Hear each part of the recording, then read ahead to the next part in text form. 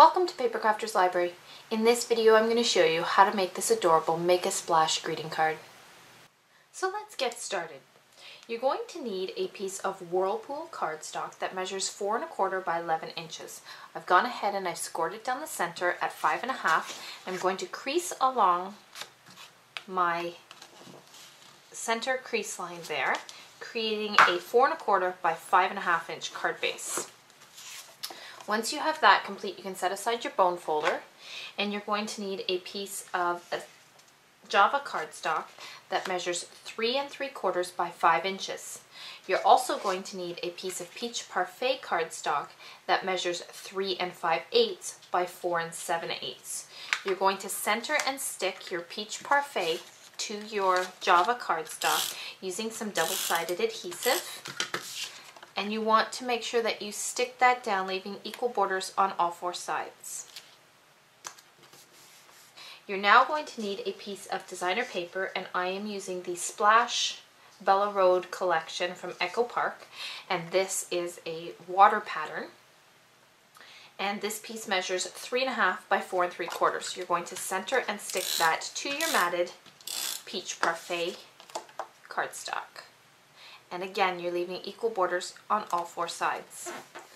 So now that you have this complete, you're going to bring your card base back in, and we're going to center and stick our matted designer paper to our card base using some Stampin' Dimensionals. So I'm just going to flip that over, place a Stampin' Dimensional in each of my 4 corners of my Java cardstock, peel off the backing, and I'm going to stick that right to the card base, again leaving equal borders on all 4 sides. Now that you have your card base complete, we're ready to start embellishing that. I've gone ahead and I've already cut out 2 coordinating pieces of designer paper from the same Splash Bella Road collection, and this is a fish pattern. And each of these squares measures 2 3/4 by 2 3/4. I've gone ahead and I've matted them each to a 2 7/8 by 2 7/8 inch piece of Peach Parfait cardstock. So I've just stuck those down with double-sided adhesive to the Peach Parfait squares. You're going to flip those over and place some Stampin' Dimensionals on the back of each of the matted square pieces of designer paper. You can peel off the backing. And you're going to want to stick them to your card so that you're in the top right hand corner, leaving about a 1/4 inch in from the edge of the designer paper on the right hand side as well as the top. So now you're going to peel off the backings from the second small square here, and you're going to stick this one down just slightly below, maybe about 1/8 inch below the top square, again about a 1/4 inch in from the edge. So you have this cute embellishment on the front.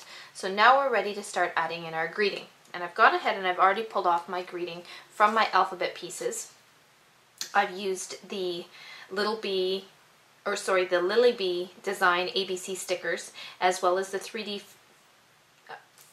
phrases, these water drops, and the Amy Tangerine glitter foam thickers for my splash. So I'm just going to take, and the greeting is going to read Make a Splash, so I'm sticking the Make in the top square in the bottom left hand corner of that matted designer paper there. So I'm just pulling off each of my letters, and you'll notice that I'm using a window sheet from my Stamp-A-Majig.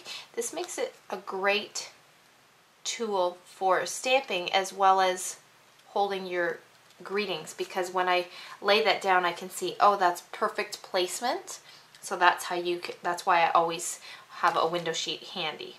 So I'm going to take the A and stick that in the bottom right hand corner of my second matted piece of designer paper. Now I'm going to take the splash. The A is the center, so I'm going to stick that along the bottom of the designer paper in the center, and I'm going to work outwards on my greeting. just sticking each of my glittered thickers to the bottom portion of my designer paper there.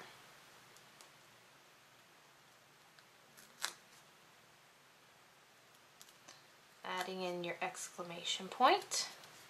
And then the final embellishment will be these cute little water droplets, and these are blue sparkly water droplets. So I'm just going to stick those directly to the designer paper as an embellishment just above the splash to the right of my second square.